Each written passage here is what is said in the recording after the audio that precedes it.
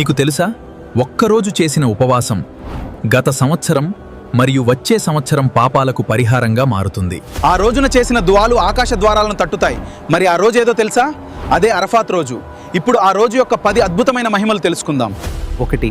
దైవ ప్రవక్త ఇలా తెలియచేశారు. హజ్ అంటే అర్ఫాత్. అంటే ఎవరు అర్ఫాత్లో నిలబడే అమల్ను మిస్ చేస్తారో వారి హజ్ పూర్తి కాదు. 2. ఈ రోజున అల్లా తన దాసులపై అత్యధిక కరుణ కురిపిస్తాడు. దైవ ప్రవక్త ఇలా తెలియచేశారు. అర్ఫాత్ రోజు కంటే ఎక్కువగా అల్లా తన దాసులను నరకం నుండి విముక్తి చేసే రోజు మరొకటి లేదు. 3. అర్ఫాత్ రోజు చేసే దువా అత్యుత్తమ దువా. దైవ ప్రవక్త ఇలా చెప్పారు. అతి ఉత్తమమైన దువా ఏదైనా ఉంది అంటే అది అరాఫాత్ రోజున చేసే దువా మాత్రమే. 4. అరఫాత్ రోజు ఉపవాసం చాలా గొప్పది.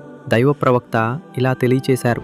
అరఫాత్ రోజు ఉపవాసం గత సంవత్సరం మరియు వచ్చే సంవత్సరం పాపాలకు పరిహారం